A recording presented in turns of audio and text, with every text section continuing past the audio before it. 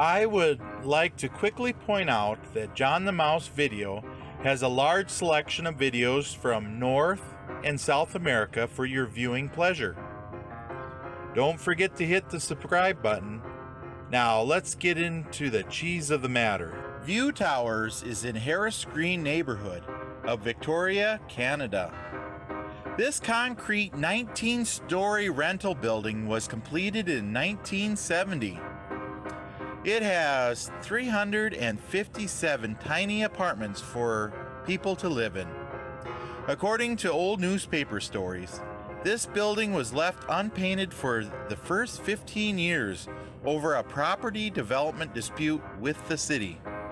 This building has had many disputes over the years. Even the owner had transferred property he owned into West Park Investments to get around the Landlord and Tenant Act by leasing all the apartments to himself. Then later on started kicking out people that had lower rent prices and making new higher rents. After this scandal broke in 2014, it was reported that 85 low rent tenants, most old age pensioners, were kicked out onto the streets from the View Towers. Just to give you an idea of what's going on there, here's a news article. Victoria stabbing victim refuses to talk to police. A 25-year-old Victoria man is not cooperating with police after they found him suffering from multiple stab wounds to his head and hands Saturday night. Now, the police and ambulance paramedics responded to the View Towers parking lot. At 9 p.m., the man who was taken to the hospital refused to talk to Victoria police about his attacker or what or where he was knifed. I was able to talk to Kevin that used to live at View Towers. We had a nice conversation. Let me tell you a little bit about his experience that he had there. He lived there in the year 2009 for 10 months. He talked about how he felt the hallway was the creepiest thing, that it came out of the movie The Shining. That led him to get that creepy, spooky feeling when he was in the hallways and when he was in his dingy apartment. There was some bad mojo on the go with some of the characters that lived there. He liked the management. The heat and hot water were included with the $600 rent. You did have to pay for the lights electric. He recalls the hydro was cheap, like $8 per month. He talked about living on the 7th floor facing 4th Street. He said you had an awesome panoramic view of Olympic Mountains. Every night around 8, you could hear the bells at Christ Church. The elevator rides were sometimes funny as hell.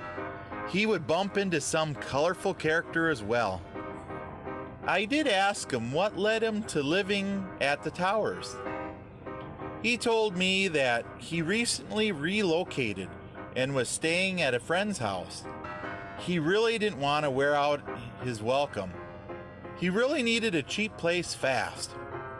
All the bad things he talked about the View Towers, it was really a stepping stone for him living in Victoria. He moved into different places over the years. Overall, he sounded like he was happy with Victoria. Now, Andrew N. from Victoria wrote this in a review. The good. It is cheap there. The bathtub fills up pretty fast. And in the past, I would have given it 2 stars. But a number of tenants, including myself, were removed from the building as part of the eviction notice process after the fire in 2014. Prior to that, there was infestation issues, including bed bugs and mice. One mouse proved to be particularly smart at avoiding all traps, and they eventually had to seal the room. So that mouse might still be alive in the building somewhere. Mandatory to take the elevators to enter the suite. though you can take the stairs down. There is a hot tub and a sauna area, but it was closed down years ago. Dried urine in the stairwells can stay there for days. Needles also not known in the stairwells. One door, fridge and freezer, so not separated. So needs to be defrosted regularly. Police make regular visits there. According to a report by the Victoria Emergency Management Agency, a total of 86 units were damaged by smoke and water, displacing 70 residents. 23 of those were damaged by the fire in a 9th floor apartment unit on May 15, 2014. It's unclear if any undamaged vacant suites have been offered to the displaced residents, but most people have been told to look for new homes. And the other displaced residents received a letter which said they are being evicted under Section 44 of the Residential Tenancy Act because of their tenancy has now become frustrated as a result of the fire. At the time of the fire, from what I understand, there was about 100 vacant apartments in the building. Now here's another news article. Many of the 70 tenants displaced from View Towers are low-income, marginalized people, including First Nations, seniors, and people with mental and physical disabilities. We're talking about people with mental health challenges, addiction challenges, low literacy, and people who don't trust the institutions.